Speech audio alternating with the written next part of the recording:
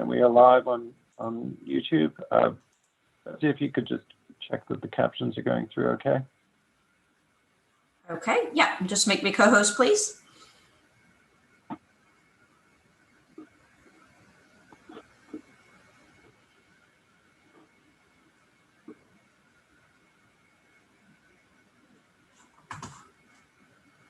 Morning.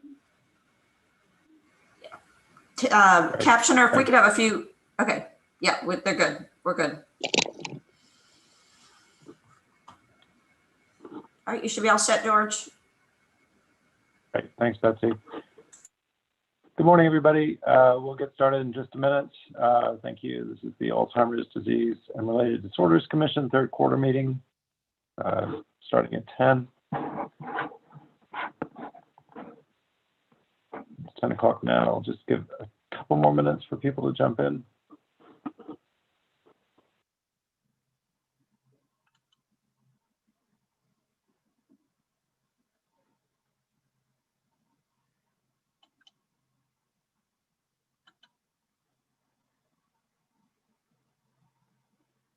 George?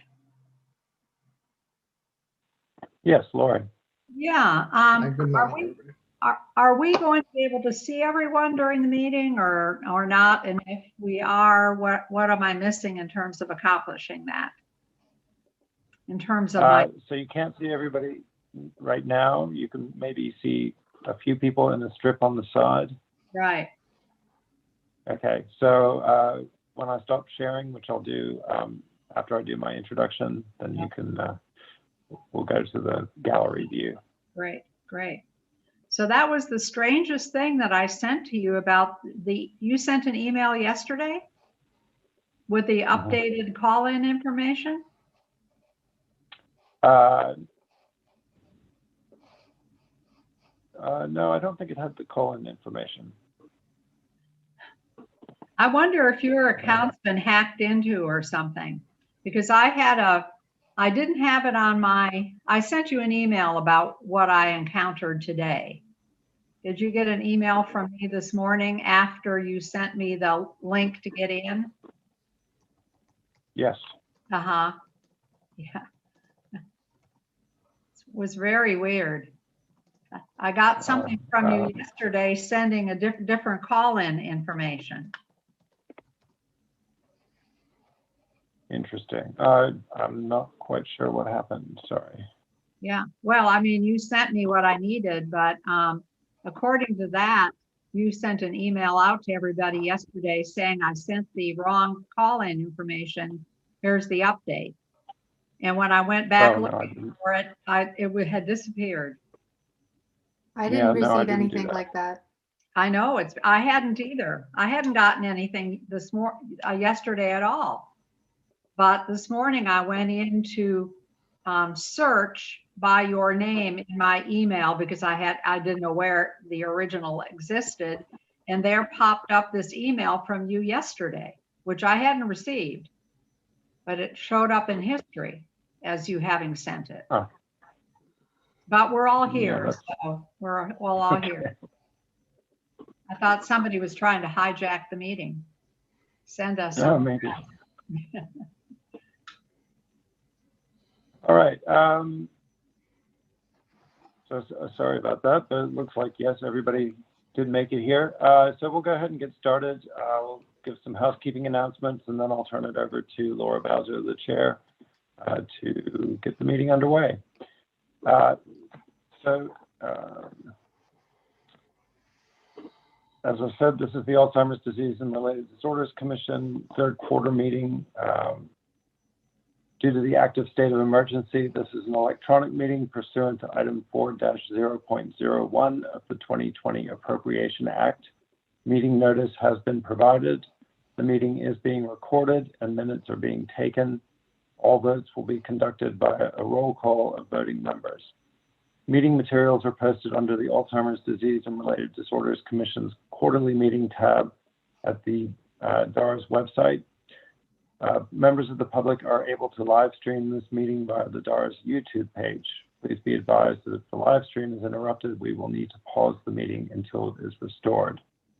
A public comment will be accepted by email or phone to my attention. Public comments that were received by March 8, 2021 will be read, or if lengthy, summarized during the meeting when we reach that agenda item. I'm going to skip going through the Zoom functions if that's okay with everybody. I think we're all pretty good with that now, unless anybody would like me to. Please remember to only use the chat feature if you have technical issues or other issues not related to the business of this meeting. Chat comments aren't captured live are not captured in the live stream or the recording, and so are not available to members of the public. If you'd like to view the real-time captioning of today's meeting, please click on the CC button on your menu bar and select Show Subtitles. Zoom participants will be able to turn the closed captioning on or off. YouTube streaming will automatically include the captioning. For all votes, we will do a roll call, and you will be asked to indicate your support through a yes or an A, opposition through a nay or a no, or abstain. And I would like to thank the DARS video teleconferencing team and the DARS communication team for making this electronic meeting possible. I'll do a roll call of members now to confirm attendance.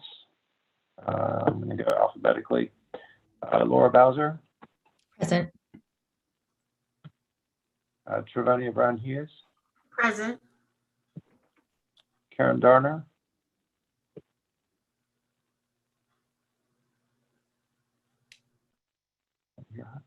Chris Desimone. Present. Karen Garner.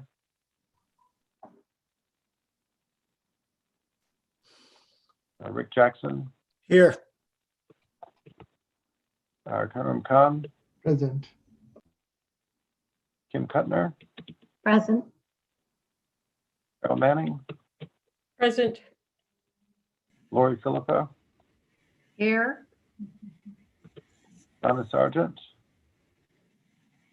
Present. Margie Shaver.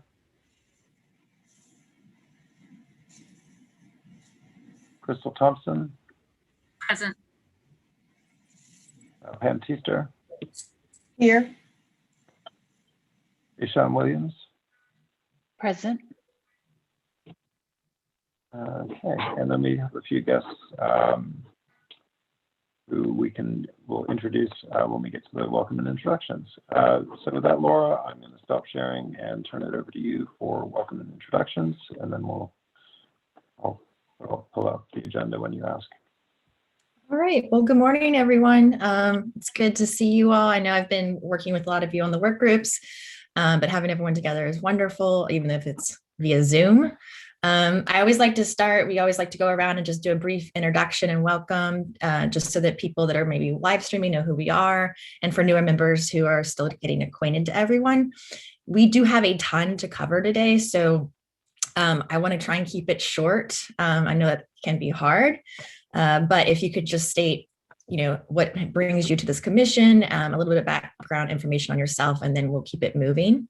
So I'll go ahead and start. As George said, I'm Laura Bowser. I'm the chair of the commission. I have been on the commission for several years and do a lot of volunteer work with Alzheimer's Association. And what brings me to the commission is my mother passed away with early onset Alzheimer's about 4 years ago, and I have just been advocating to try and find a cure since. So George, I will go ahead and turn it over to you, and then maybe we can go alphabetically or however you want to do it. Sure. Yeah, I'll go alphabetically. Trevania Brown Hughes. You're muted. You're still muted.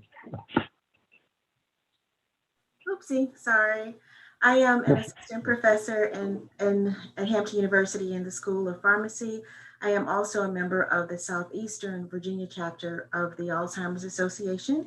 What brings me to the commission today, my father is in the early stages of Alzheimer's disease. So again, actively working to try and find a cure for the disease as a caregiver and also as a researcher.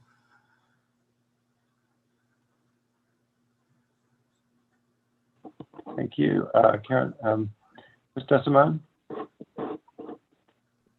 Chris from Roanoke. I'm a lawyer down here. I was really brought into the fold by my work with the local Alzheimer's Association. Thanks. Rick Jackson. Good morning. I'm in Williamsburg. My fourth year on the commission. I was in the past the executive director of the Riverside Center for Excellence in Aging. And my personal interest in it is that my late mother had Lewy body dementia, so I got to watch it personally as well as professionally.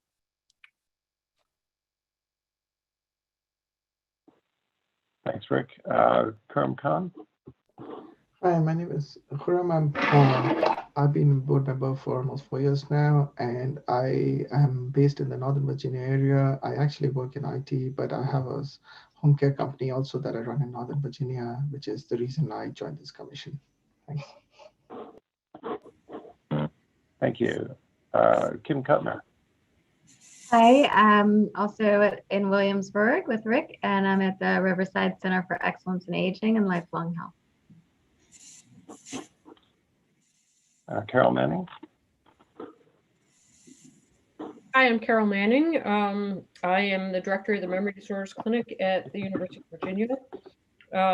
Was part of the Central and Western Virginia Alzheimer's Association for several years. I'm still enjoying working with the Alzheimer's Association, and I had 2 grandparents with dementia, and very happy to be part of this commission.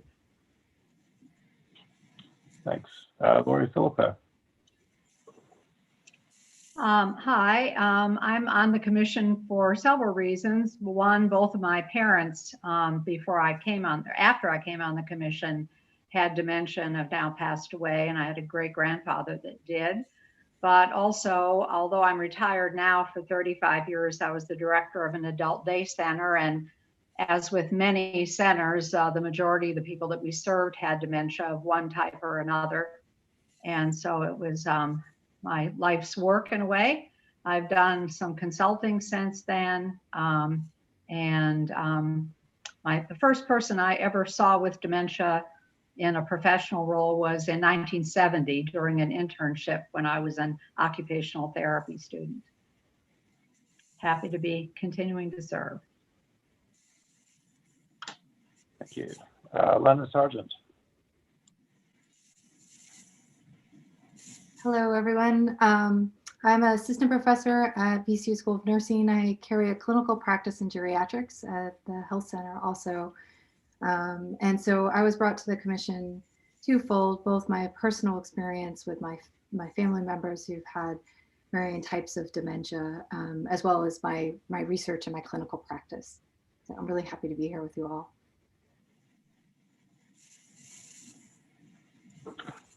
Thanks. Crystal Thompson. Good morning. And like most of you, my interest is twofold. My father was diagnosed about 3 or 4 years ago with Alzheimer's, and he just passed away in January. Professionally, my life has been devoted to improving the lives of the most vulnerable among us. Currently, I work at Family Preservation, and prior to that, I was the executive director of Brain Injury Services in Southwest Virginia. So I too am just happy to be among you guys. So thank you. Thanks. And Pam Teaster. Hi, I'm Pam Teaster. I'm a professor and the director of the Center for Gerontology at Virginia Tech. My interests have been end-of-life decision-making, guardianship, powers of attorney, abuse of older adults, and the rights and bioethical issues. Thanks. And Isham Williams. Good morning. My name is Ashan Williams. I'm an associate professor at the University of Virginia in the School of Nursing. I do research with underrepresented populations who suffer from dementia and Alzheimer's disease, and happy to be here. Great, thank you. And I'm going to put Margie Shaver on the spot. She's just joined us, and we're just at your welcome and introduction. So if you could do a brief introduction. And you're muted. I'm sorry about that. You're still muted, Margie. Oh, all right, there we go. I'm sorry, George, what did you say? We're just doing introductions, so if you could give a brief introduction. Sure. Margie Shaver. I'm not sure what all you guys are saying, but I've been with the Alzheimer's Association in one way or another for about 20 years. Family members with Alzheimer's, been an advocate, board member, and now I'm here. Great, thank you. And guest, Carter Harrison. Hello, my name is Carter Harrison. I do the I used to do the public policy work for Virginia. I'm still covering that role for the Alzheimer's Association until they hire somebody to replace me. Thank you. Thanks. Marcia Dubois. Good morning. I'm Marcia Dubois. I'm the Deputy Commissioner for the Division for Community Living here at DARS.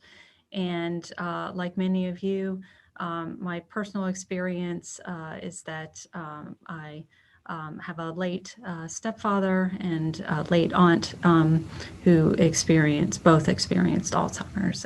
And I just thank all of you for your service here. Thank you. And oh, sorry about that. I don't know where that came from. Also, John Carpenter is joining us from DARS. Good morning. My name is John Carpenter. I am new to DARS. I started at the end of December as the Director of Administration in Division of Community Living, and I'm getting acclimated with the various and sundry programs and boards that DARS has to offer, and thank you for the invitation today. Thanks for joining us. Laura, I'll turn it back to you. Would you like me to pull up the agenda? Sure, that would be great. And thank you all. Welcome, John. And thank you, Crystal, for sharing that about your father. Very sorry for your loss.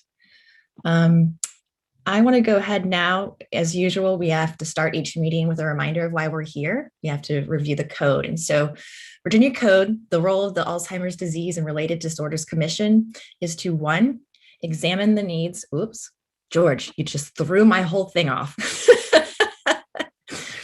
Okay, so it's 1, to examine the needs of persons living with Alzheimer's disease and related disorders, as well as the needs of caregivers and ways that state government can most effectively and efficiently assist in meeting those needs.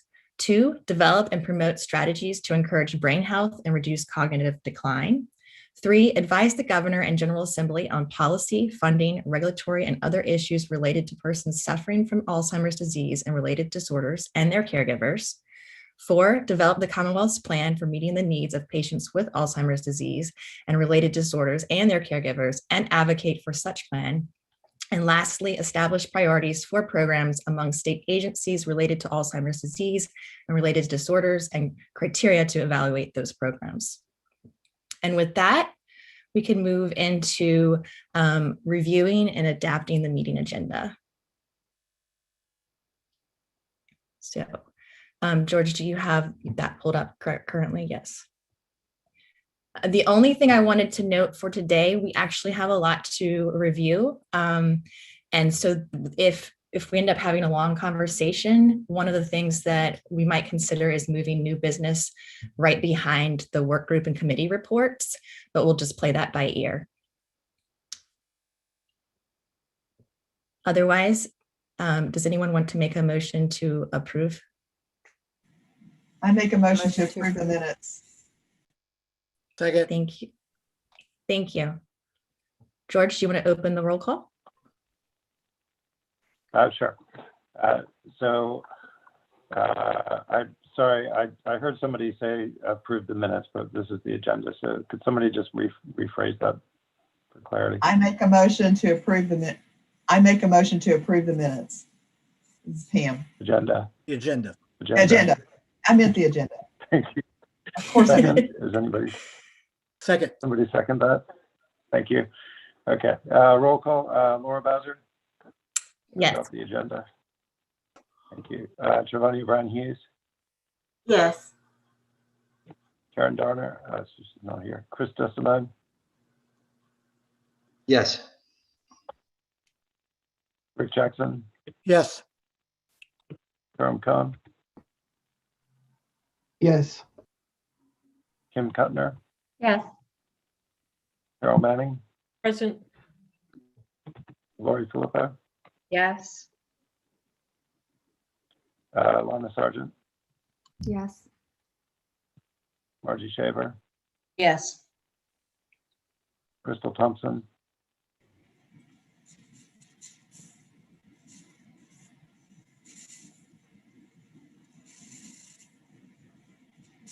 Pam Teaster, Approved. Ishan Williams. Yes. Great, thank you. The agenda is approved as presented.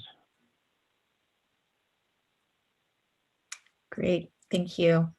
And now we will review and approve the minutes, which are dated December 8th. I did want to note that when they were originally sent out, it did say September 8th, but that has been since corrected. Are there any corrections to the minutes?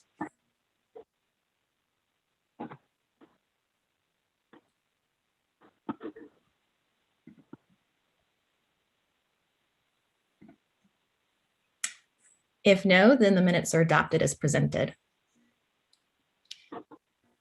George, I don't know if any public comment came in. No, we didn't receive any. Okay. Then if we didn't, we can move right into business. And now I'd like to have Deputy Commissioner give us the Division for Community Living report. Well, good morning, everyone. I know your agenda is packed, so I'd just like to give you a few updates on some items, and I'll start with the federal COVID relief package that will be voted on either today or tomorrow in the House. And the reason I wanted to give you all an update on that, as you know, that provides lots of different provisions for individuals for relief and state governments and so forth. But there are some impacts to our programs, both aging and disabilities, that I thought you all might want to be aware of. Both the Senate and the House versions are almost identical. So I thought I'd just give you a really quick rundown, starting with the Older Americans Act and related funding. Now, this, of course, is national figures. We wouldn't know the state amounts at this point. But the package provides for $750 million, again, national figures, for congregate and home delivered nutrition services, $25 million for Native American nutrition, supportive and caregiver services, between 460 and 470 million in supportive and caregiver services. That's Title 3B. 10 million in long-term care ombudsman program dollars. 44 million in evidence-based health promotion and disease prevention program dollars. 145 million for caregiver services. I thought that might be of particular interest for you all. 276 million for the Elder Justice Act, 30 million for National Senior Service Corps, and on the Senate side, 10 million to create a National Technical Assistance Center on grand families and kinship families. And then for Medicaid and long-term services and support funding, there would be an increase in up to 10% of the federal medical assistance percentage, or FMAP, for home and community-based services. Also, 200 million for infection control efforts in nursing homes, and 250 million for the establishment of strike teams that can address resident and staff infections in nursing facilities. So just wanted to give you just an update on what some of those specific provisions would be if this COVID relief package were to pass. Then on the state General Assembly update, I know that George had sent out kind of a legislative update a couple of weeks ago. And I thought I'd just give you a very brief update on the conference report that just came out. Mostly just the related items that he had in what he sent out previously. So again, I know we're on a tight timeline.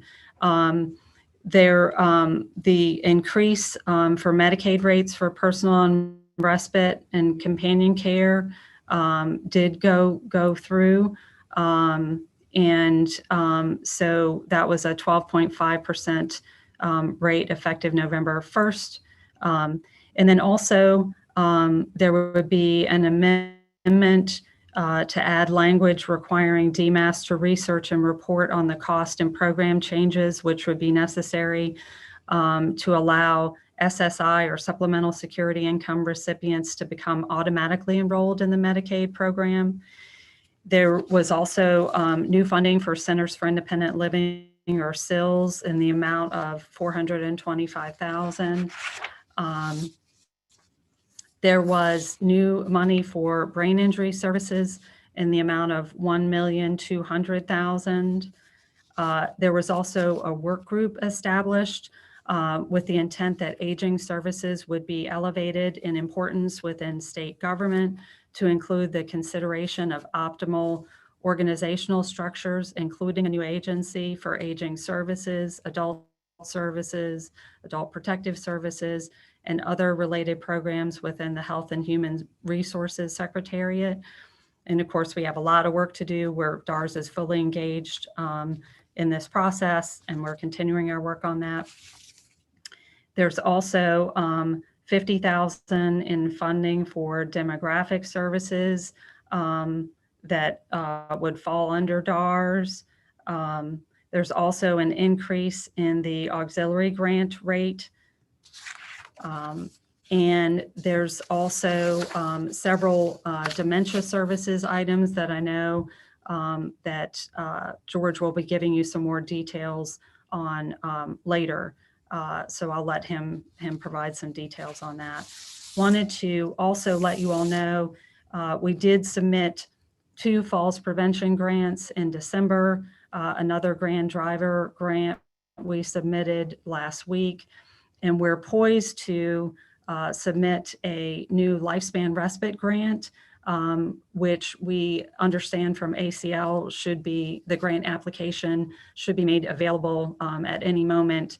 And we've already got all the elements ready to submit as soon as they drop that. So we really hope to expand that program, which is really critical to caregivers.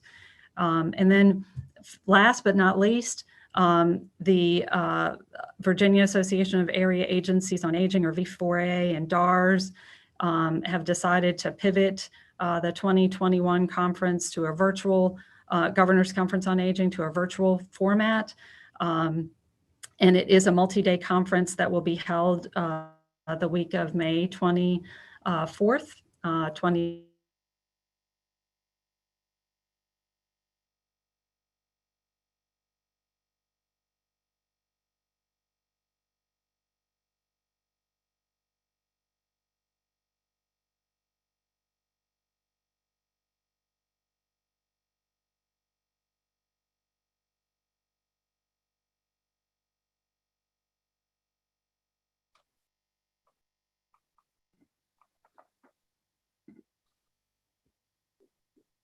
Can everyone hear me? Can hear you. I lost Yeah. the sound at the very end Yeah. of her talk. I don't know if everyone else did, but I think I missed the date and the very end. Yes, me too. My apologies. No What worries. part did you lose? I think the dates of the Governor's conference. Conference. Yeah. Oh, the week of May 24th. Perfect. Well, thank you so much. That's all very incredible information, and sounds like a lot of positive momentum, especially around some of the funding. And I know George is going to speak to some of that in addition too. So without further ado, then we'll move straight into the Dementia Service Coordinator report. Thanks, Laura. Okay, I'm just gonna. So everybody should have received this in their packet. I'm gonna try and keep this as brief as possible, but if you have any questions, don't hesitate to ask. Plenty of webinars and virtual conferences. I did a couple of presentations, one for advanced care planning and dementia, which was an honoring choices panel last month, which was actually a really great discussion. It's been recorded and available on the Honoring Choices website if anybody's interested. I just wanted to pick up from where Marcia left off on the governor's conference. So if you would recall, we did have a submission from the commission to have a session talking about the dementia state plan and related activities. I had a discussion with Laura yesterday and a discussion with Martina James Nally at the governor's conference last week about whether we wanted to continue with this or whether we wanted to postpone and perhaps do a webinar later in the year when we have, because we have so many new products and things coming through the Dementia Capable initiative. So we felt that it would be better to put that off until a webinar. So if anybody, although we still have the option to do a presentation on the state plan or something thereabouts. So if anybody would like to share their thoughts with me after the meeting, if you're interested in moving forward with a presentation, that's fine. I'll just need to know pretty quickly. But at this point, we've decided to focus instead on a webinar later in the year. Yeah, and I just wanted to piggyback because I know George and I, we were speaking the webinar. I think the amount of attendance that we would get traction with the webinar would be a lot greater than possibly the conference presentation, and so we want to focus on kind of putting it all together then. Yeah, thanks, Laura. I just wanted to let you know that in terms of the data, the CMS Medicare beneficiary chronic conditions data for 2018 was released earlier this year. I'll be giving a brief update about that later in today's session. And the Berthas work group met this morning to start discussing a publication on the 2019 Berthas cognitive decline and caregiver modules. In terms of collaborations and partnerships, there's nothing super new to report.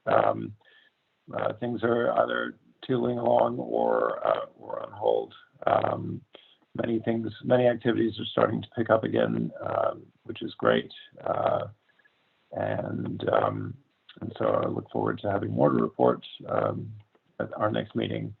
I did want to focus a little bit on the grant writing administration portion. So the GTE grant from the Virginia Center on Aging that we had for the 2019 to 2020 period was wrapped up at the end of last year on December 31st. I submitted the final report on February 14th. It was disappointing that we weren't able to deliver as many workshops to caregivers as we had hoped, but all of those people we trained in the Dealing with Dementia workshop protocol are still in place and looking to pick up delivering workshops as vaccination proceeds and in-person offerings are once again allowed.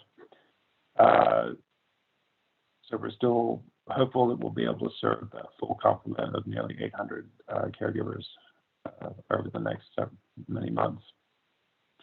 The CDC Bold Public Health Program grant with VDH, we met in the last couple of weeks, and we're working on year 2 discussions and also doing progress reports on current activities. So that is moving along. There have been a couple of hiccups, but we're hoping that those will be resolved pretty quickly. Some of that related to the hiring freeze, which prevented VDH from hiring the required brain health coordinator. But they're looking to bring that person on board pretty quickly. So we're looking I hope to be able to report much more to you on that front, but as you know, we have been working on our deliverables through the commission, which the work groups will be talking about today. And then finally, on the policy side, so Marcia mentioned there were a couple of dementia-related items in the DARS budget, or in the governor's budget. We're really happy to see that the money for dementia care coordination has been reinstated to the tune of $150,000 per year. So that's starting in July. That's to support dementia care management for individuals and families with a dementia diagnosis through the Memory and Aging Care Clinic at the UVA in partnership with the Alzheimer's Association. So DARS that money will be coming through the DARS budget, and we are required to report on that program to the chairs of the House Appropriations and Senate Finance and Appropriations Committees by November 1st. The other item that I wanted to draw everybody's attention to was from the Department for Behavioral Health and Developmental Services, or DBHDS budget. So this was to support discharge planning of individuals with a diagnosis of dementia from state facilities. They are appropriating nearly 3.6 million to support diversion and discharge. So much of that funding will go to pay for example, assisted living facilities after discharge from the state facility. There will also be convening a work group to make recommendations for the development of a mobile crisis unit and to help improve the quality and availability of care to reduce preventable hospitalizations for people with a diagnosis of dementia. And new wording that was introduced is to model that on the RAFT program from Northern Virginia. So you may recall we had a presentation from RAFT in this commission, either early in 2020 or late in 2019. So it's a good model, and we're hoping that we can get lots of information from that to help replicate that around other areas of the Commonwealth. And I just wanted to note there's a few dementia-related bills that have been introduced in Congress since the beginning of the year. They're listed here. I'm not going to go through them just in the interest of time. And we'll probably see more dementia-related legislation introduced as the session goes on. Carter, did you have anything you wanted to add around the legislation? Just that I have spoken with Heidi at DBHDS about the work group that's going to be forming, and intend on joining it either myself or through our organization. If you have an interest in folks that are in state psychiatric hospitals, it might be a good idea to contact her and let her know of your interest in what you might be able to bring to the table. I want to point out that this is a very difficult to serve section of persons with dementia, because they either have a behavioral issue or a psychiatric diagnosis that makes their care more complicated, and also sometimes restricts access to various services. For example, there used to be a time when the two diagnoses could mutually exclude you from various parts. So your dementia diagnosis might keep you out of the mental health system, and your mental health diagnosis would then keep you out of the aging system. While that's not as bad as it used to be, it's still very challenging to find placements for these individuals, and that's why the state is investing $3.5 million to start this process. I would expect that if these are successful, the state will have to spend a substantial amount more in order to divert these individuals from state hospitals.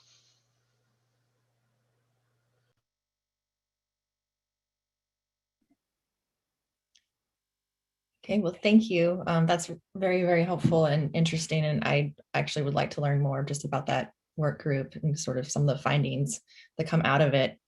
And I guess now we'll move into the work groups. And this is actually where I'm most excited. While COVID has been brutal on most of us, and I've missed seeing everyone in person, I haven't seen this much get accomplished with the work groups since Zoom has been allowed. And I don't know if that's going to continue, but I hope it does, because we have a lot of exciting information to cover. So with that, I'll turn it over to the first work group, which is the training work group, chaired by Rick Jackson.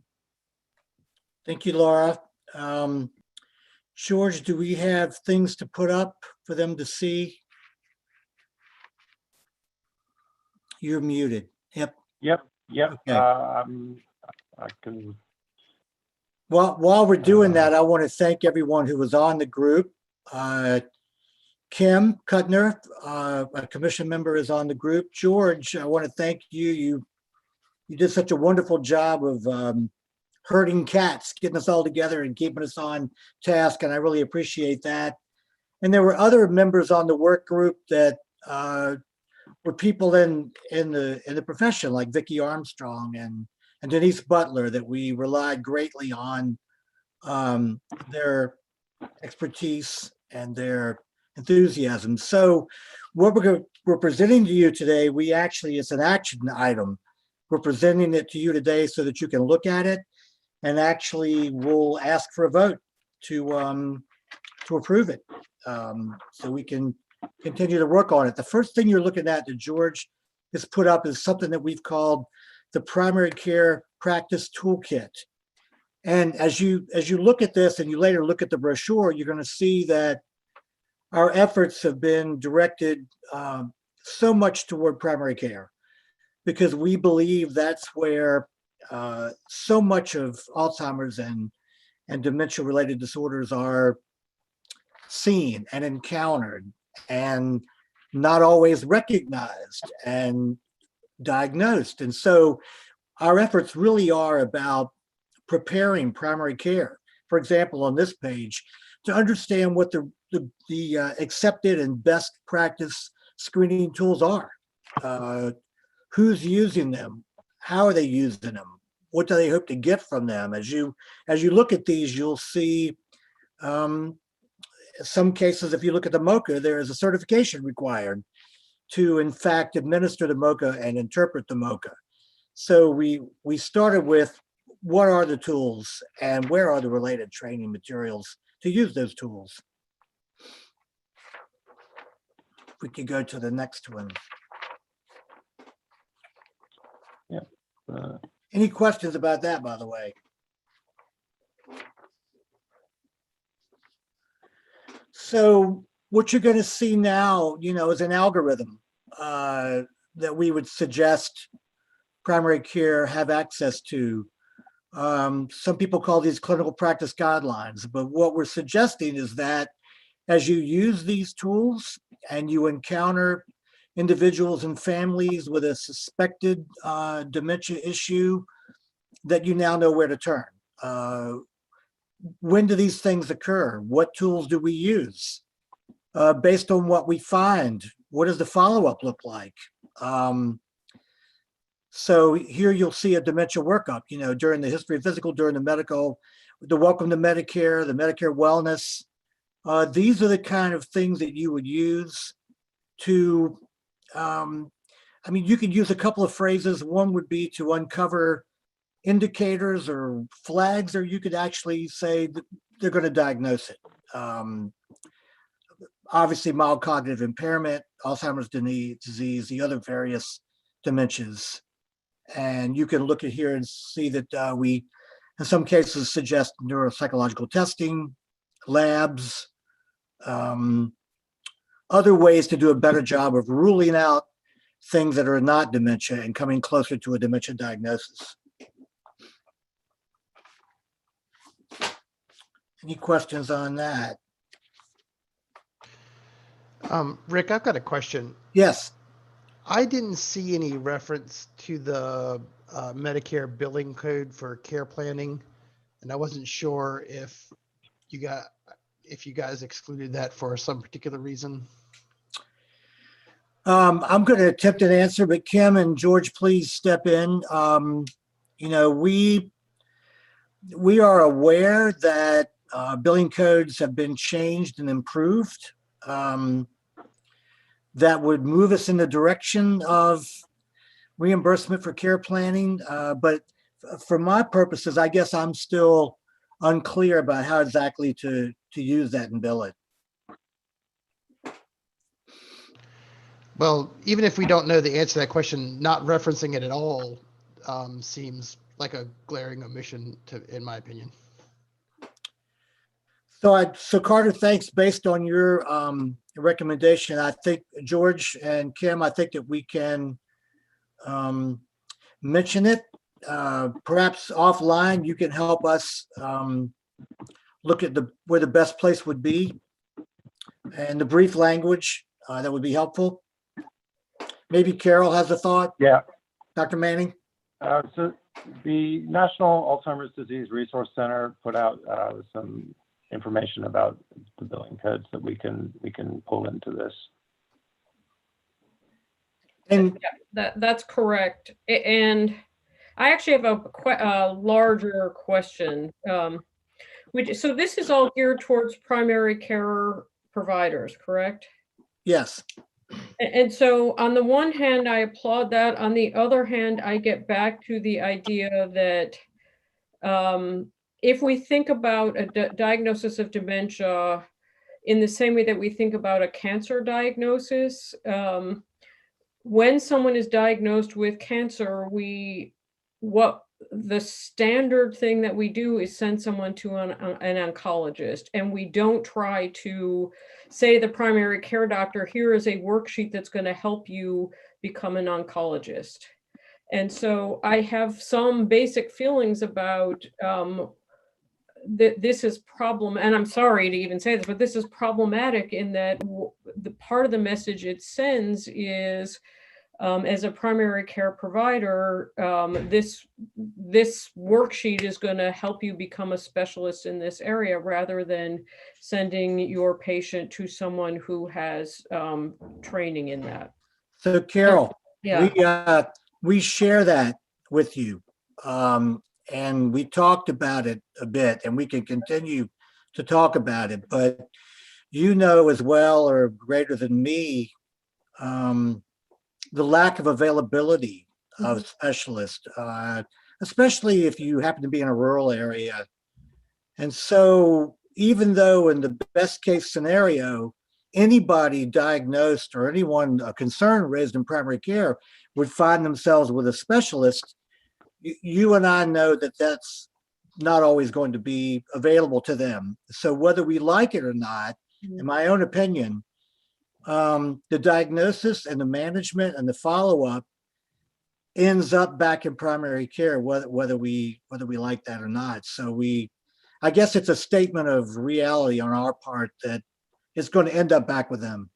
So but this is saying they should do the workup and the diagnosis and I think that at the very least, I would say at the beginning of it, it should be, this is what should happen, and maybe I missed it. Or I think one potential positive side of COVID, if we can come up with any, is that we are much better at telemedicine now.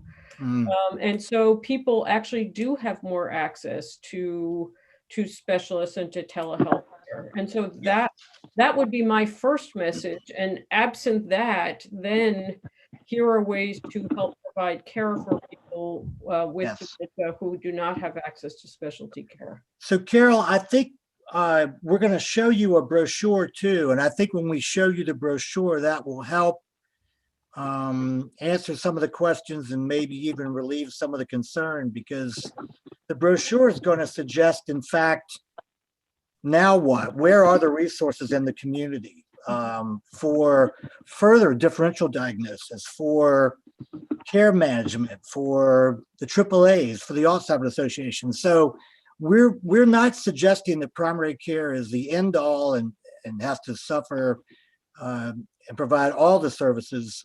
We are going to let them see other areas they can turn. Because our primary care providers are completely overloaded and overwhelmed. And so I can imagine, I applaud you, this is beautiful work, but someone looking at this and saying, I have 15 minutes to cover every single healthcare problem that this person has. Yes. It's not a realistic scenario for me. And they are asking me to perform outside of the scope of my practice. Rather than the now that you've done this, here are other resources, it seems like that should be upfront, that here are, ideally, here is what should happen. If you cannot help this person get specialty care by telehealth, or there is no provider nearby, here are things to help you with this. Because again, it's like saying to someone, okay, there's no oncologist nearby, so let me do the diagnosis, and afterwards, here are additional resources in case you need them. Well, the only thing I'd go back to is based on the specialty, and oncology is a good one. I've had some personal dealings with it recently, so I'm sorry to hear no, but they are available, and we can get into their office.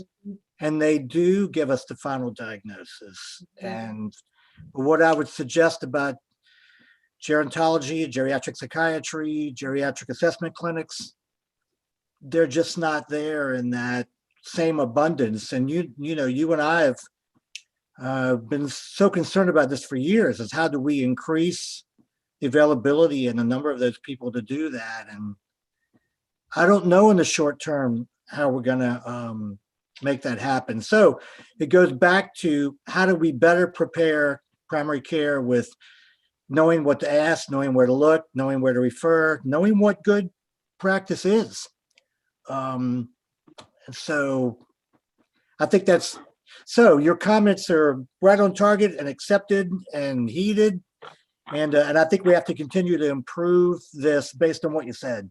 Okay, and I would like to say, so back to this for a minute, in trying to achieve that so that we can provide specialty care within the Commonwealth of Virginia, which I know, Rick, you worked hard to do before you retired, and you're still doing it. But we recently hired 2 new cognitive memory neurologists. We hired an additional neuropsychologist. We now are providing telehealth services throughout the state. So I think we are, hopefully, that will improve the situation for our primary care practitioners, so that they don't have to cope with this all on their own. Yay, I'm really excited to hear that.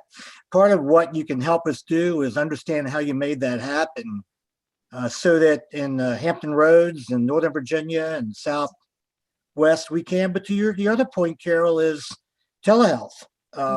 So where telehealth capabilities exist, can we use those through you and others to get specialty care where it can't be done, not just for COVID purposes, but just not availability of that specialty care. We would love to hear more about that. Yeah. George, let's show them the brochure as well. That might help in the discussion. Yeah, can I just add, Rick? Yes. So, Carol, the context for this is one, that we're under the BOLD Act grant, we are scheduled to run a pilot through 3 sites of primary care providers with the goal of helping them make sure that they're providing appropriate referrals. So if we can give them the tools to do a basic screening to make sure that this person, yes, they should be seeing a specialist, whether that's in person or through telehealth, or whether actually they don't meet the cutoffs for a basic screening test, so we can continue to maintain them here.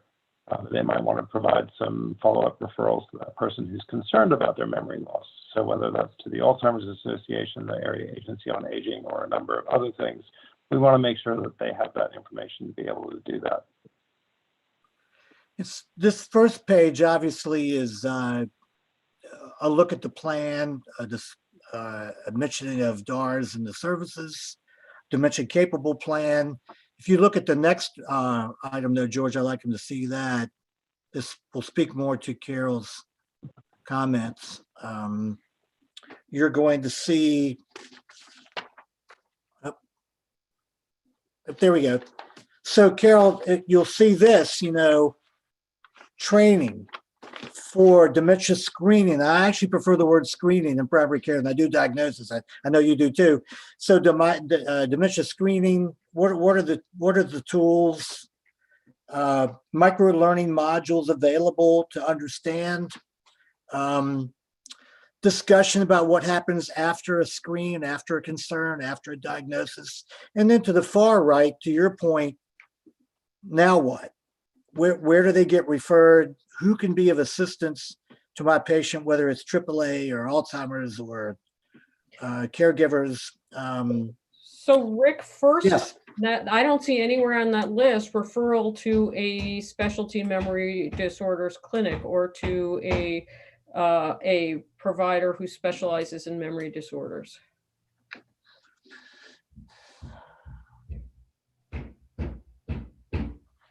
Okay. So those would be contained within these tools rather than on this sheet. And we can go back to that if you like. Let me look for it now, George. But it does seem to me that if you're connecting patients with appropriate services and supports, that's the first thing that comes to mind. And in terms of the tools,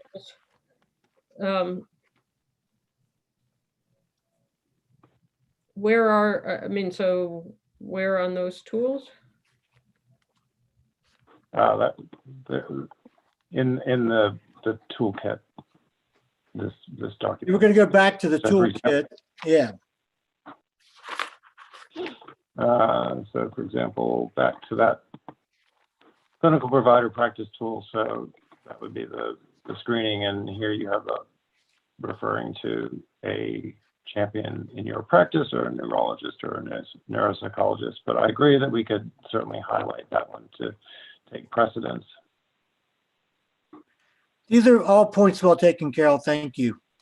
Yeah, I don't mean to be difficult, but that's why you keep me around, right? Exactly right. And these decisions are best made when people from multiple viewpoints and experiences and expertise chime in, and that obviously why we're presenting it today. So thank you. So I'm glad it's in this whatever this work tool or whatever it is, but it really the easier you can make it. So under that referrals, you could either put the memory clinics that currently are in Virginia, or you could just put a more general statement of a memory specialty clinic. I think we can. I will caution you one thing that we thought a lot about, which is overload. You talk about primary care having 5 to 15 minutes, and even this, we wondered if it was too much. So as we were thinking about being concise. Yeah, but I think that's why you want to make it as easy as possible. If they have to go through levels to find that, but if it's just on this referral source thing right there, I think it makes it Yes. And George, as we identified, you're going to see also that through the BOLD Act, we've been asked to have 3 sites in Virginia to deploy this and study it. And so, George, maybe as we later decide what those 3 sites are, some of this information can be more particular and specific for the site, to Carol's point. For example, if you're in Hampton Roads and we know that there's an assessment clinic in Williamsburg, if you're near Charlottesville, we know there's one in Charlottesville, we can be even more specific in regards to where appropriate referrals might go.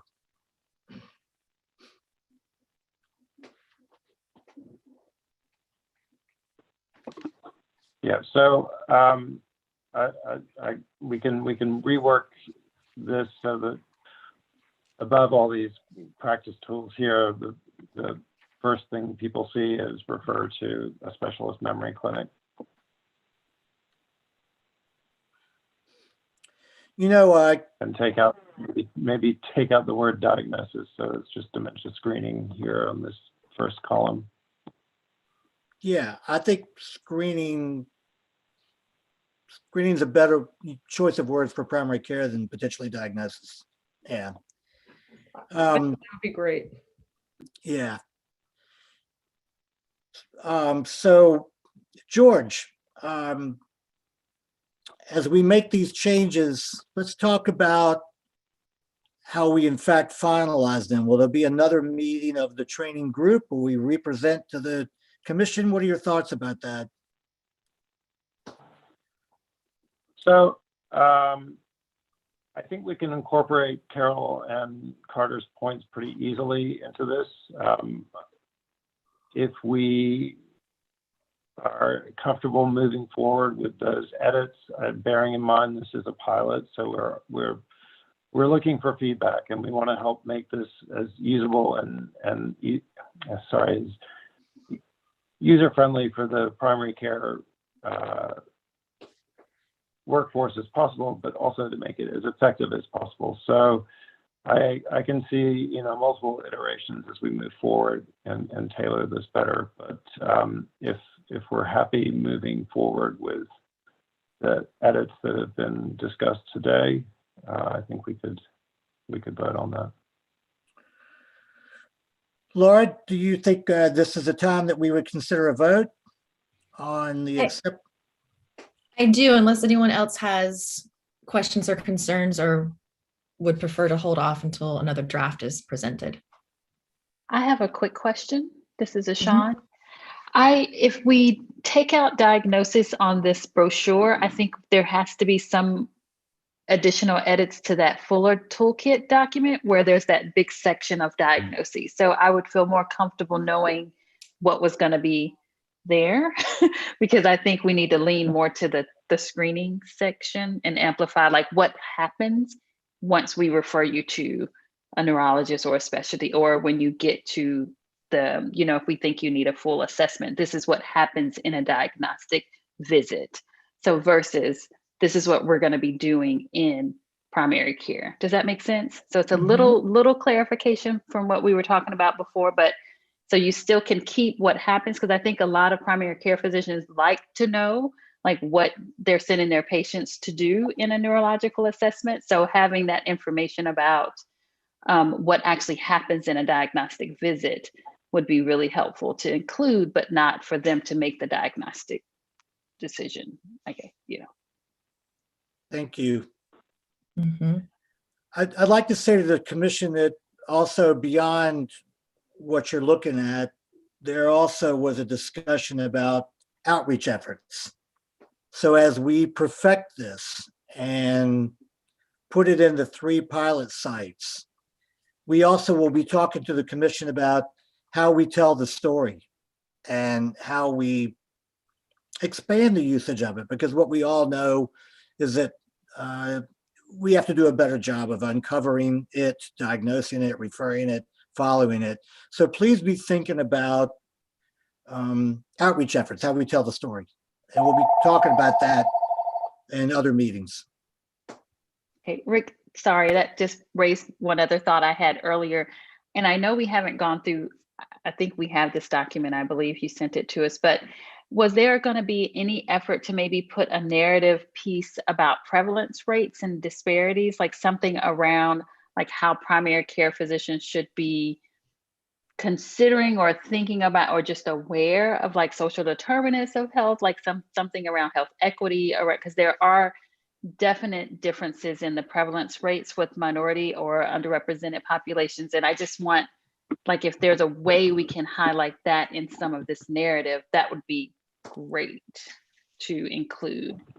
Obviously, I share that with you. We all know about the social determinants and how it affects the delivery of care and their success once they're getting care. And yes, we ought to add some language to that. Thank you. There is some language in the state plan narrative that we could use as a basis for that. And then the last thing I'll tell you is that the other thing that the group has been talking about is now what? As we perfect these tools, as we do the pilot sites, as we do a better job of disseminating this information, what shall we do next year? And part of what we talked about is how we can improve communication and collaboration between CSB emergency service workers and adult protective service workers within social service agencies who end up dealing with the same patients over and over and over again, but don't really have a long history or language to help them do a better job of collaborating. And so that's probably where we'll go in the new year. Well, thank you. A lot of work has gone into this, obviously, and I appreciate everyone kind of coming to and pulling in their thoughts and how we can improve the toolkit. So do we want to, George, vote, or do we want to hold off until additional edits? Yeah, I think under the grant, our pilot is due to start in September. So we have plenty of time. We can bring this back in June. Okay. And maybe the work group can kind of pull together and think through how to just move things around. Absolutely. All right. Well, thank you all. That's incredible work. And so just be careful with time. I think we move directly into our next work group, which is the coordinated care work group with Karan Khan. And I know that Karan, you were not able to actually attend. So I know George was going to help you kind of navigate what was last discussed. Yeah, we George and we exchanged names, and I'll go through this, and George, I'll request you to step in wherever I'm missing out things. So the last meeting was on January 29th, and as Laura said, I was unable to attend that. We provided, the members provided feedback on the Dementia Roadmap with draft, with changes to include people living with dementia, include contact information for all 25 area agencies on aging, and the members approved the changes via email for presentation to the commission. This is the roadmap. The next steps would be, provided the commission approves the draft, it will be released to stakeholders for input. If commission members have particular stakeholders in mind, please send suggestions to George. Our group will meet in mid-May to review any feedback received and aims to have a final version ready for commission to approval on June 9th. That's the next our commission meeting. A number of art submissions by people living with dementia have been received for use in the roadmap, and George was working on to obtain caregiver highlights. I'll leave it up to George to cover up anything that I am missing out here. Thanks, Karan. So everybody would have received a copy of this, but basically it's a minimal formatting version of the Dementia Roadmap with the edits that we've included. So a couple of the high-level things that we've changed are trying to make it more inclusive of people living with dementia, not just caregivers and family members, so that somebody who is concerned about themselves, like those folks with affective cognitive decline, could read this and not feel excluded. So we did change language throughout, at least in the early stages of the disease process. So if you'll remember, this roadmap goes stage by stage through the disease process, and the other main changes that we've made from the Washington version of the Washington State version of this is to include a caregiver self-care section, which I'll just get to, excuse me for.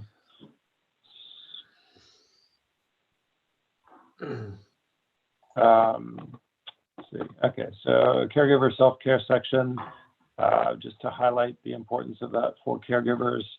As Karan mentioned, we included information about all of the area agencies on aging, so that people have it to hand,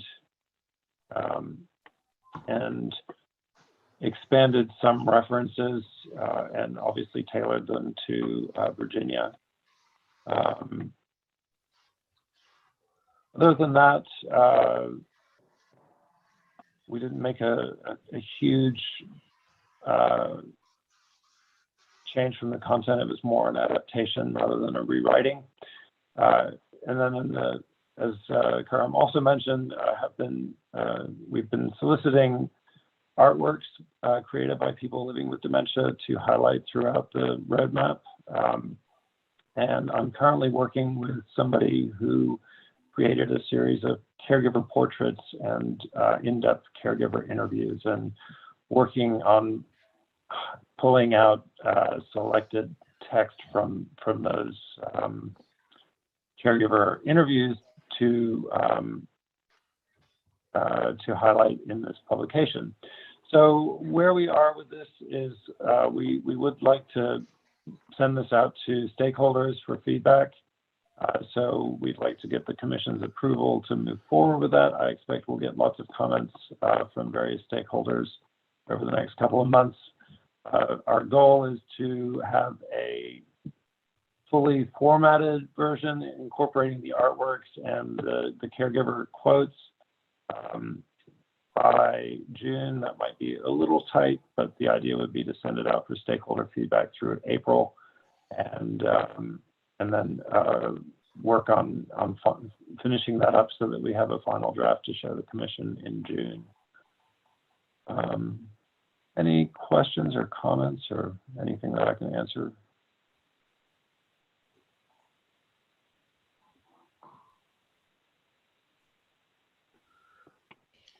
Well, if there aren't any questions or comments, I know a lot of work has gone into this, especially on George's part, so thank you. And I know that we're continuing to work on logos and branding with this as well. But I'd like to go ahead and just see if there's a motion to approve this draft so that we can submit it for feedback. Laura, before you do that, I just have one quick question, if you don't mind. Mm-hmm. George, how much discussion has there been about other than the AAAs or other than usual support systems? I guess I know you see the association, some others, but there sometimes, like we talked earlier today about the mental health, the people with dementia and mental health. I mean, do we do any referencing of any of the, I guess, non-traditional service delivery system in here? So when you say non-traditional, you well, need more detail? Sure. So if you have a diagnosis of serious mental illness and dementia, for example, usually that person's served by not by a AAA, although they could be, but they're oftentimes served by a CSB. So I'm just asking, these are not the normal everyday run-of-the-mill, if you will, dementia patients. These are they're not one-offs, but they don't go down the normal track. So I'm just curious if you created anything around the not standard service delivery system. The short answer would be no. So I guess the idea there would be that people could be connected through these primary referrals, if that were the case, or they would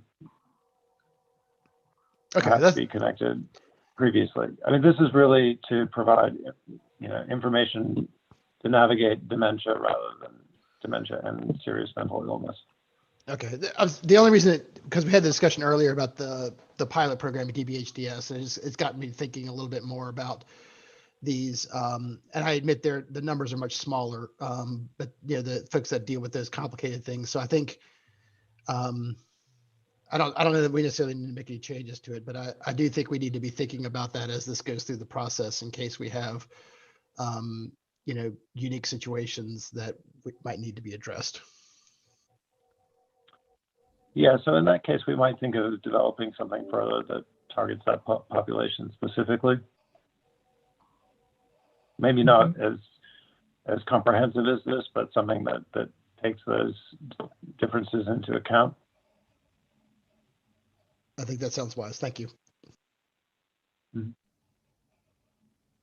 And we could also possibly include contact information just in here. as like a little asterisk if we wanted to. Okay. Yeah, so it'll So- be interesting to see what we hear from other stakeholders about that, I think. Yeah, we might receive a lot of feedback, so that will also help us when we're redoing the draft. So with that, can I have a motion to approve so that we can move forward? Rick, so moved. Do I have a second? Second. Who was that? Okay, so Carol Manning. Okay, perfect. Thank you. So I'll do a roll call. Laura Bowser, Yay. Servania Brown Hughes. Yay, excellent job. Thank you. Chris Desimone.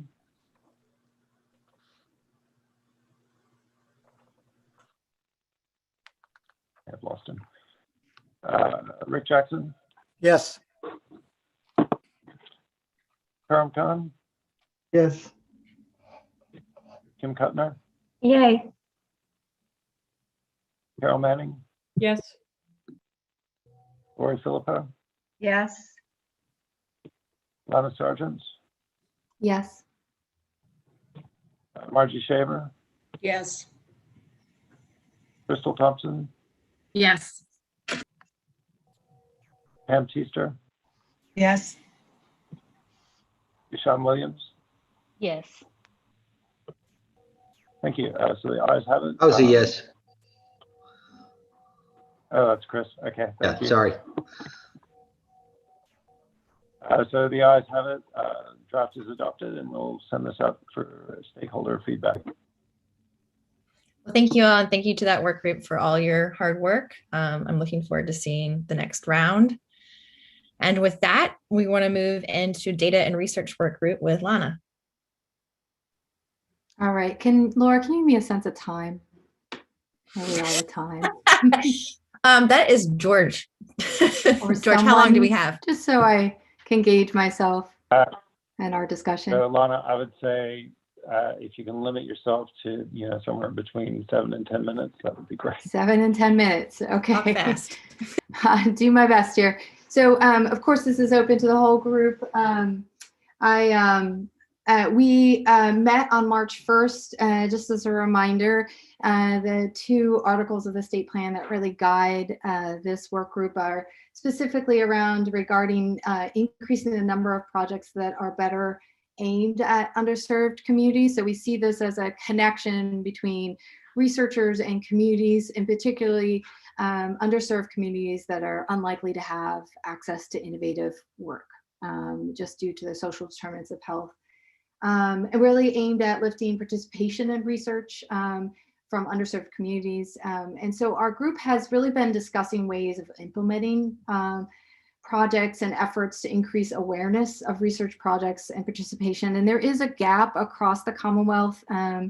There was an organization, BNI, that was really mostly focused on, really collating research projects across the Commonwealth that is no longer currently functioning. And so there really is a need to fill and connecting individuals who want to, very much like one of our members on the work group said, Fonda Neal, when her mother was diagnosed with mild cognitive impairment, one of her first steps was to really start to look to see if there were trials that she could get her mother into. And she continues to sort of struggle with that process. And often the providers she speaks to may not know what's going on across the Commonwealth either. So we've been exploring ways. The last time we spoke on March 1st, we explored, as I mentioned last time, we were exploring the innovative way of presenting research rather than a search engine that allows you to type in something and try to scroll through a whole number of studies that may be going on, which is what most entities use. So if you look at the NIH.gov site or any other site, it can sometimes be very difficult for individuals to search research that may be going on in their area by just a search engine. So we had come up with this idea of flash presentations. And so in our group, we tested out 2 different methods of doing a flash presentation, thanks to Pamela Teaster and I. She did more of a PowerPoint and I did a flyer presentation, short, focused way of viewing rather than you can hear the audio related to it, and you can also quickly view what the study is about. And so we are still exploring that. We also talked about how the Alzheimer's.gov website was just recently revised. And so we are exploring that individually now. On there includes videos of individuals who've already participated in research, very much like what we were talking about doing. And so we're going to explore that so that we don't replicate work that may already be out there and platforms that are already really effective. And so we are suggesting potentially that we could make links out to these resources.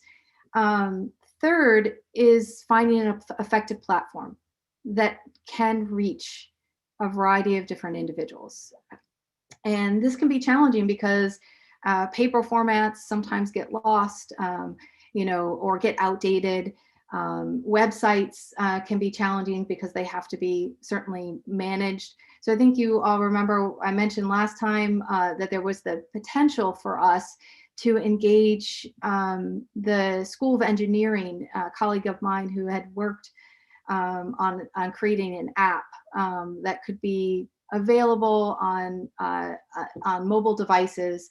And so George and I moved forward with just reaching out to this individual, and we really felt like we needed to present it to you all today, sort of an outline proposal. This potentially could be useful for a lot of work groups because this is a platform in which this information could get out to individuals, such as if we are working on giving primary care access to resources or potentially linking out to memory centers, right?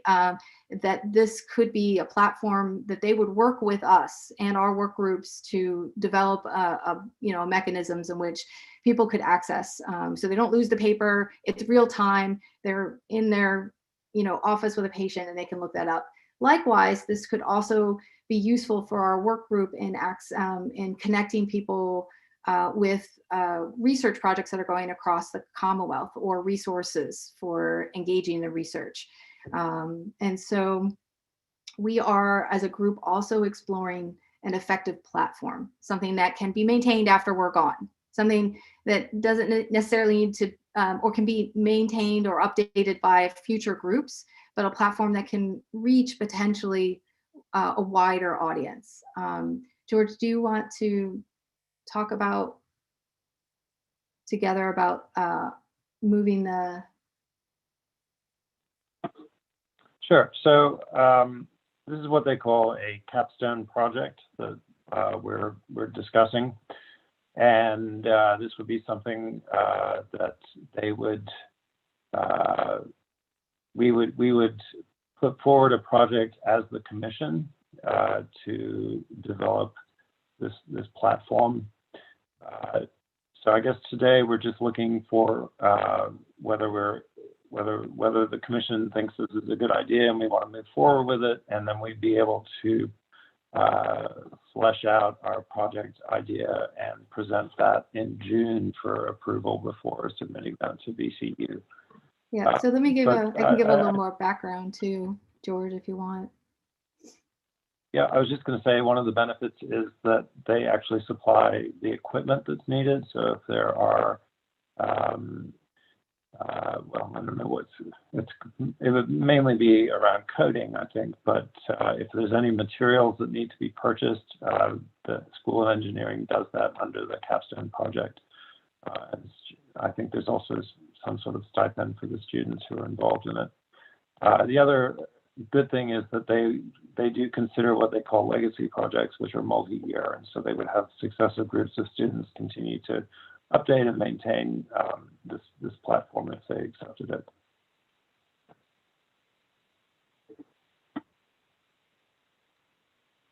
So the idea would be if we did choose to move forward, it would be around engaging and submitting a proposal for the commission to work with this group, and we would be assigned a Capstone team, and that would include both someone from engineering and IT.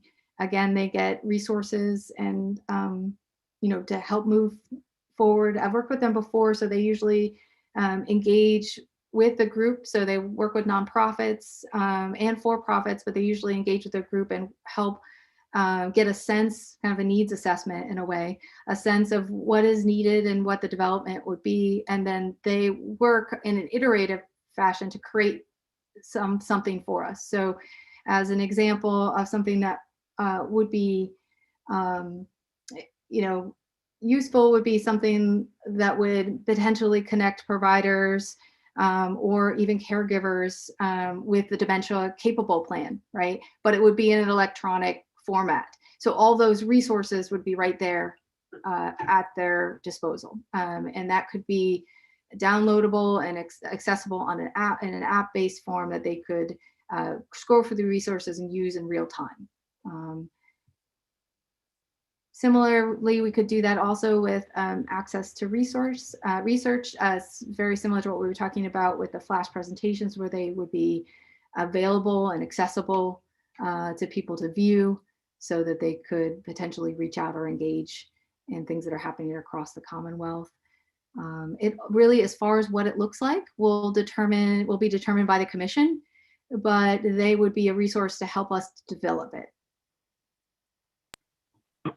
Yeah, so you can maybe think about it as the original idea for All Is Possible is that resource center without walls, actually the resource center in your pocket. Right. Yeah. Well, this is Laura. I might be biased because I'm actually on this work group, but I'm super excited about it. I think it actually gives the Commission access to resources that we wouldn't otherwise have access to. And it's something that we can really kind of sink our teeth into and helping get information out there in a more digestible way to so many people.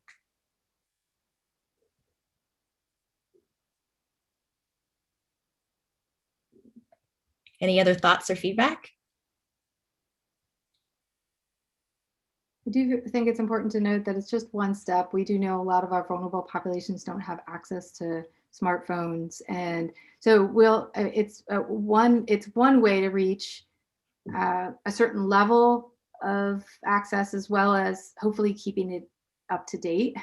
And as where paper formats and sometimes web-based formats can be even harder to keep up to date and reach, but we'll have to, as a group, we'll still have to continue to think about other mechanisms that will reach individuals who may not have access to smartphones and so forth. But it is one mechanism that we could potentially move forward with. And the next step would be just that we would fill out the form that was given to us with our project information, no specific details around what what the app would look like yet, what would be on the app, just of our interest, and submit that, I think, by August timeframe. So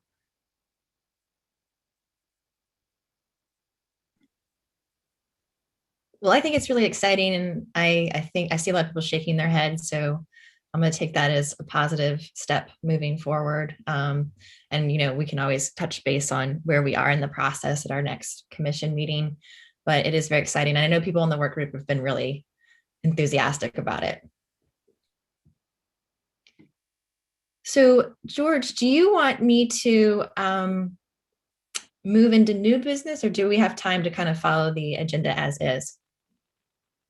So we still have one work group left. Oh, I'm just skipping the branding. The Burfus work group that met this morning, if Carol would be so kind as to share a quick update.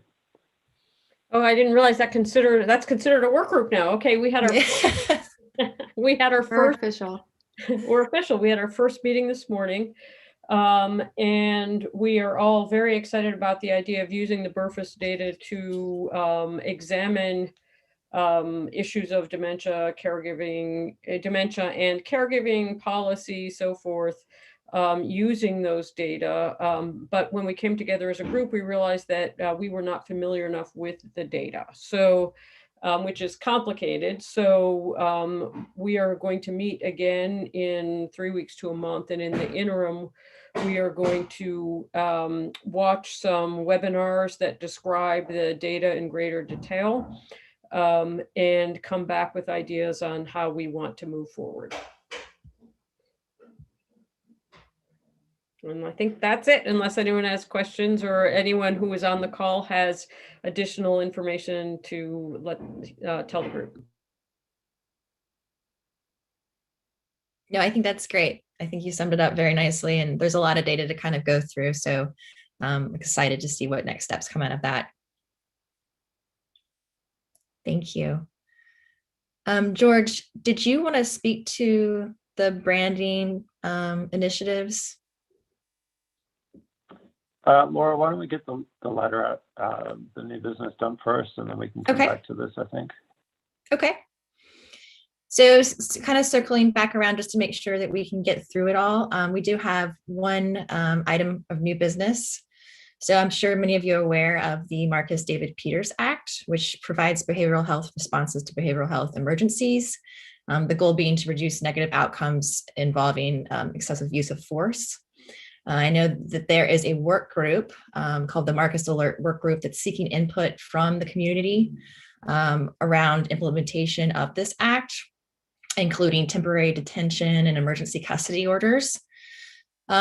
Something that kind of came to our attention, and George and I have been talking about, is that dementia is actually left off of the definition right now currently. And so we proposed encouraging the work group to include people living with dementia within the act, and also help provide them with some evidence of behavioral change caused by dementia and what that might look like. So we have drafted a letter to send to that work group. And I say we, George drafted a very nice letter to send to the work group. And I'd love all of you to review it and kind of provide us your input and feedback. And George, I know you mentioned as well that you might be attending or at least listening into the work group yesterday. So please feel free to add any additional context that you've gathered since we last spoke. I did listen to the work group meeting yesterday. I did not get a lot of extra context. It seems like they're still gathering information, and there was a lot of input from folks from the intellectual and developmental disabilities community yesterday to ensure that their voices are heard in the work group. And so it may be worthwhile having somebody from the commission either give a public comment or follow up a letter with some kind of comment in the work group itself. George, I think we have to be very careful about these code sections, especially in 37.2, which is the Department of Behavioral Health, DBHDS sections. For years, we've basically been separated from those, and Dr. His name escapes me, from EVMS, who always carries the brains around with him. Arovich. Arovich. Yes, Paul Arovich. Thank you. Little brain issue there, but has sort of pointed out that those two systems have subtracted themselves, especially the brain injury falls under that category in a lot of cases, but we don't. And so I just want to we have to be very careful about how we get included into some of these discussions when they impact 37.2 versus some other code sections. And if you read online, there was a proposal by DBHDS to exclude persons with dementia from the TDO process. At least that's what the thing is titled on the actual website. So I just want to I think we should wade in on this subject, and I do think it's appropriate for us to have those conversations with this group, but I just want to make sure that we're very careful about what it is we're asking for and make sure that we think about the policy implications for that. So Carter, did you get a chance to read this? I have scanned it quickly, and I do see, but So I'm not sure what you're asking for. So I included that section of the code to highlight who was specifically included, and the fact that people with dementia, living with dementia, are not included under that definition. We want to make sure that that the work group is considering the implications of or the likelihood that some of the people experiencing behavioral crisis are going to be in living with dementia rather than a serious mental illness. I understand, but you also have to remember that they're talking about diverting them from the DBHDS system wherever feasible. So a lot of times, with the exception of the state psychiatric hospitals, there is no DBHDS service that's available for an individual with Alzheimer's disease, particularly with Alzheimer's disease or other dementias alone. Now, if they have some other complicating issues, then they may be included in that system. And the most common of which is to have some kind of a behavioral problem. And I noticed that you, specifically called out FTD, which, tends to have some of those issues associated with it. But I just want to be careful that we're talking about diverting them from the DBHDS system, people that wouldn't go into the DBHDS system anyway.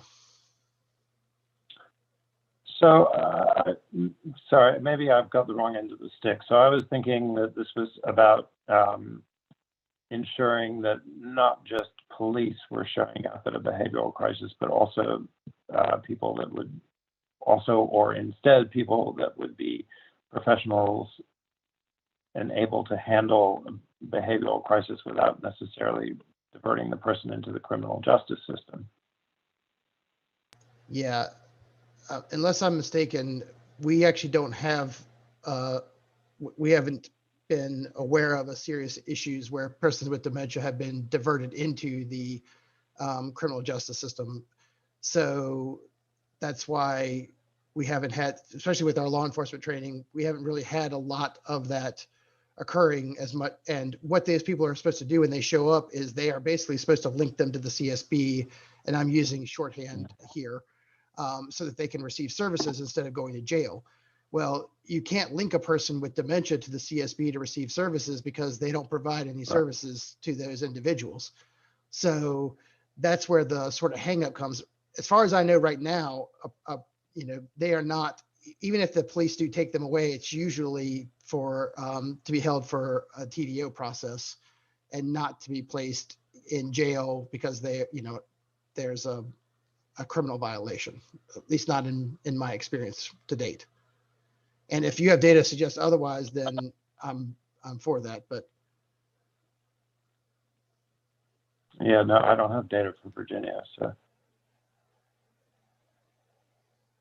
Okay, so maybe it sounds like what we initially thought the work group was working on is not, in fact, what they're working on.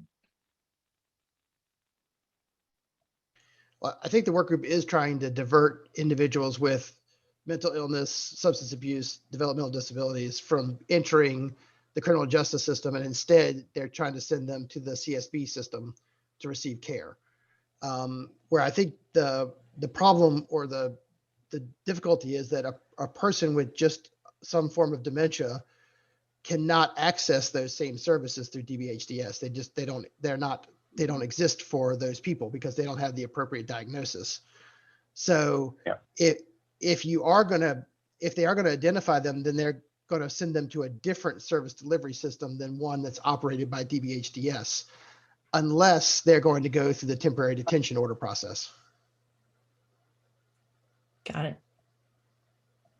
So do the folks that would be on the ground, do they need to be made aware of thinking perhaps beyond those diagnoses?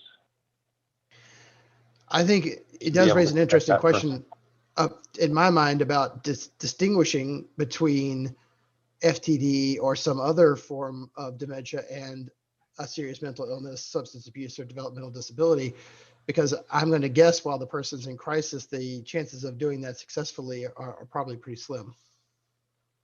Yeah. Yeah, and that was one of our thoughts driving this.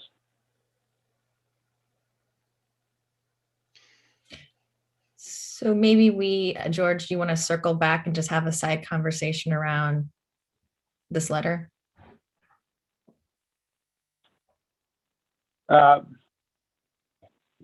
Yeah, I mean, Carter, what's your recommendation? Do you think we should be sending something, or do you think we should just we're adding something that's not necessarily being discussed, or it's beside the point? I think it might be a little early in the process for us to interject. I know there's probably a desire to get in to think ahead maybe and try and figure out, guess at what they're doing, but I haven't been involved with this group, so I'm not sure the direction they're taking. I think it might be better to react to something if they make a change that we find to be detrimental, as opposed to, because what I don't think when I read this, if it says what I think it says, which is sort of include us in this, that's really not practical because there's no services for our people to be diverted to. So unless the DBHDS work group creates something, and again, that's going to be for a very specific subgroup of this population, then that may be a place where that's going to be, but they'll already be covered by having a mental illness diagnosis, most likely. So I think we just might be a little too ahead of the game here, and it might be best to continue to monitor it and provide input once they have a product that they are recommending. Okay. That is fair. So then moving on. Back to the minute then. I said we'll get rid of that for the time being. We'll sit on it. We'll see what happens. So moving back to where we were on the agenda, I'll turn it over to you, George, for walking through the data and then also your presentation.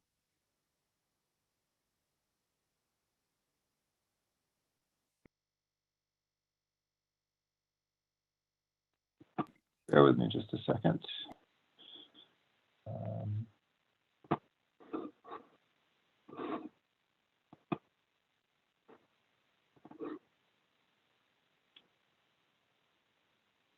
Okay, I'm gonna switch it around a tiny bit and do the data first and then the branding, if that's all right.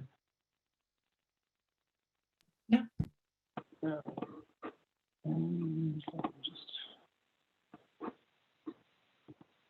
So the data I wanted to share with you today is the CMS chronic conditions data, which they update once a year down to a county level.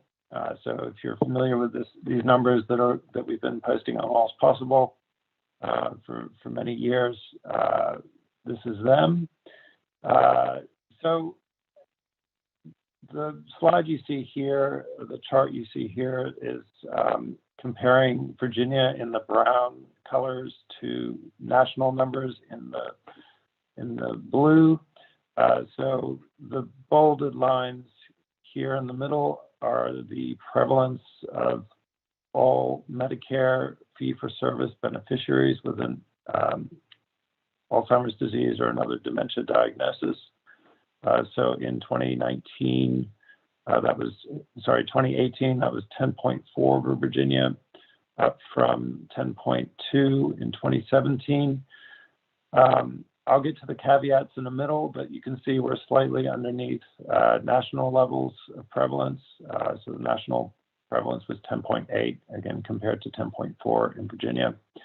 The higher, thinner bars are people over 65, and the lower ones down at the bottom, around 4%, are the under 65. So again, that's Medicare, traditional Medicare fee-for-service beneficiaries who received a service during that year. I'm going to show you, so these are the numbers. of those fee-for-service beneficiaries with that diagnosis. So in 2018, it rose to 108,864 from 105,000 in 2017. Now I'm contrasting this, the orange line graph with the percentages. That is the percent of beneficiaries who are enrolled in a Medicare Advantage plan.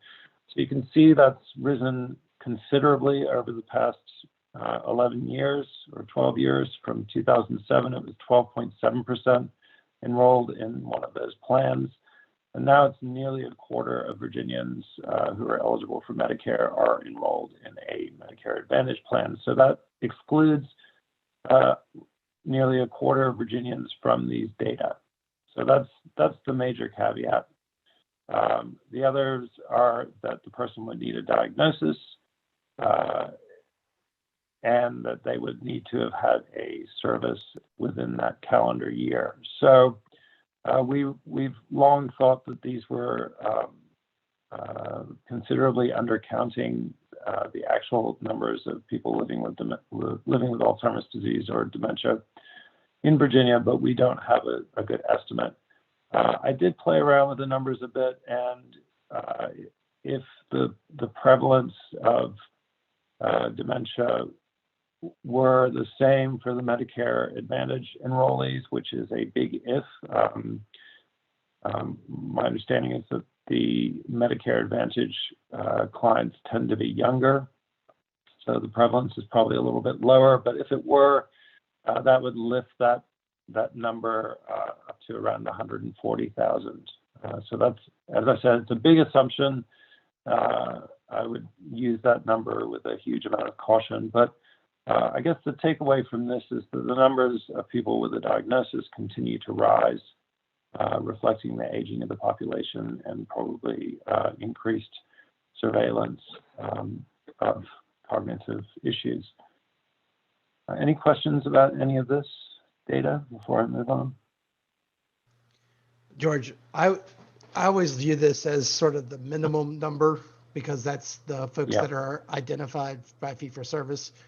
Most of the time when you see statistics, they are based on certain assumptions. So this is actual people that have the diagnosis code and received, as you said, and received a service. So I always view these as sort of the floor. And of course, that doesn't also track with, or excuse me, the other thing to keep in mind is that less than half receive the diagnosis.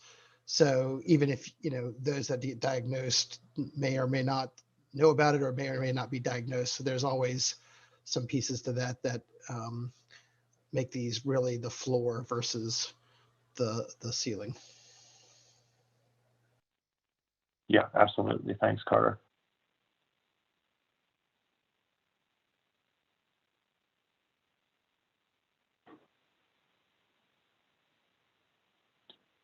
Okay, so if anybody's interested in getting a spreadsheet or any breakdown of that data by county, please let me know, and I'll make sure that the most recent 2018 county level data is posted. Okay, so next on the list is back to the branding. So I have a few more logo concepts to show you. To see if we're heading in the right direction. Just find those.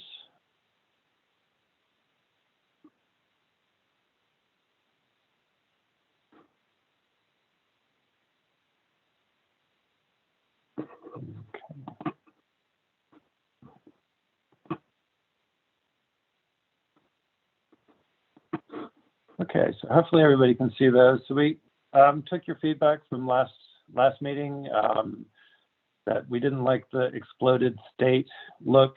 So we've actually moved away from the state outline and tried to include more of a human element to these. Thanks to Betsy Civilette, our communications person, for working on these. I'd like to just open this up for comment. Georgia says, Lana, I think these are really nice. I think the top one is nice. Are we kind of just giving our opinion about them in general? Except for the coloring. Aging eyes. I think that light blues may be difficult to see. We might want to think about colors that are easier to see or stand out, like the red, dark gray, or I always use yellow, black, or contrasting colors. But I like the first image. For me, it projects a generational, which is or sort of a connectedness, generational. Mm-hmm. They all look nice, really, to tell you the truth. They all look good. And this is Only Kim. comment I has like got the the color. first and third because of the generational family unit look, or even community in that third. And I agree with the coloring, maybe a dark purple, almost black. This is Margie. I like the first and third also just because it has people in it. I agree with the coloring, particularly if you were doing some type of billboard or something like that, the lighter colors would disappear. I don't like the second one. To me, it kind of looks like a smiley face. Otherwise, I pretty much like all of them. This is Pam. I agree with my colleagues. I like 1 and 3 with the color change. This is Lori. I think the circle around the third image presents a caring kind of message. It looks a little tight maybe, but I think it adds something to the sense of community or family for those who need that support.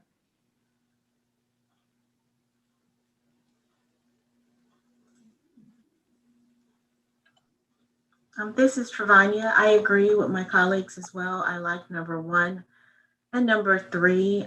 Again, I like the perception of people there, and also it seems like it's inclusive. Again, as my colleagues alluded to, this idea of family and also of caregivers or caregiving.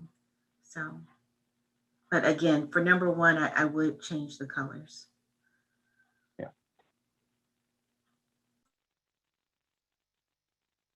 Anybody else have any thoughts they'd like to share? This is Sean. I agree with my colleagues. That sounds familiar, but the first one I really, when I first looked at it, I thought about continuity of care and like over the lifespan. And so I like the lines kind of interlocking and showing like over our lifetime and over the span, because we want to include, being as inclusive as possible. And we're talking about over someone's progression of the disease and inclusiveness of community and family. So I do like all of them, but I do have a preference for that first one for that reason. Thanks. And Anybody George? else? I know we've got an opinionated bunch. Yeah, no, I was just going to say, I agree. I like the first the most. I like the colors of the last one the best. So maybe playing with the colors. Okay.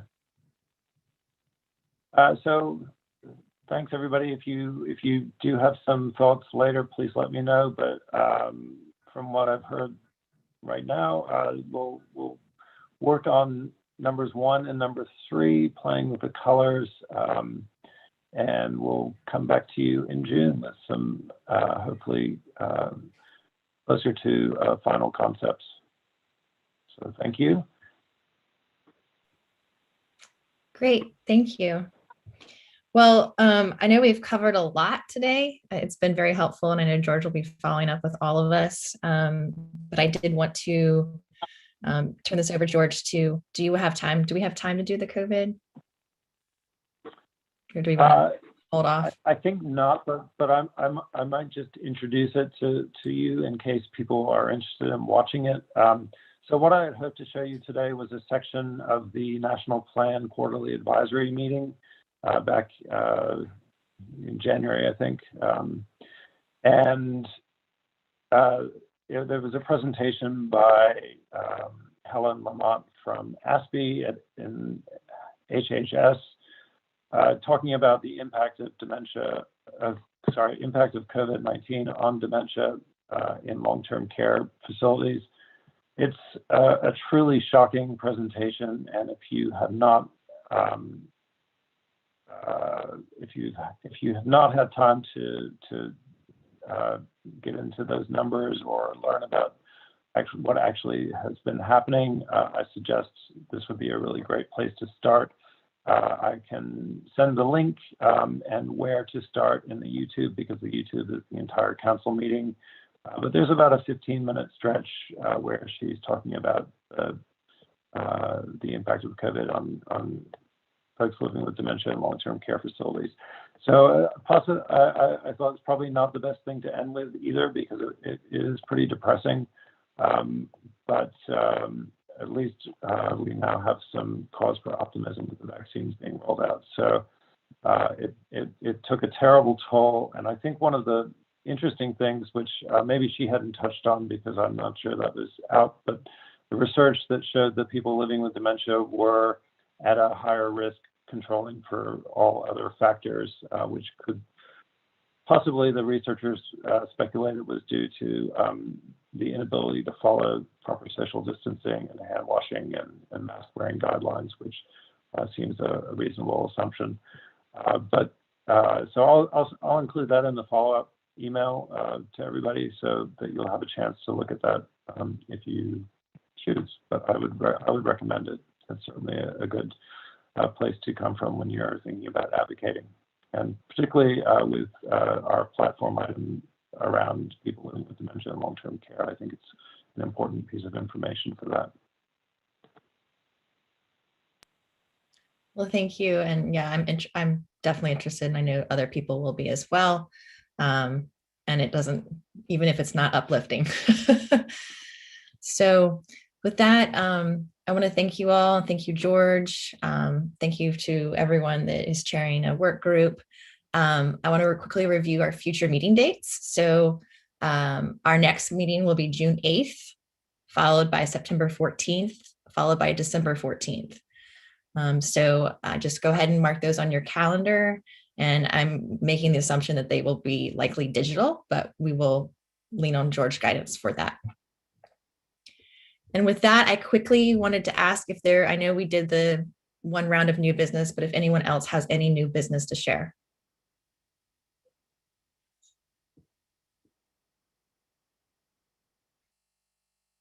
Okay. So without any further items on the agenda, I'd like to go ahead and adjourn the meeting. Thank everyone for your time today. I think it was very productive, and I hope you have a wonderful rest of your spring. Thank you very much. Take care. Thanks, everybody. Thanks, everyone. Thank you, everybody. Bye. Thanks, great meeting. Thanks, everyone.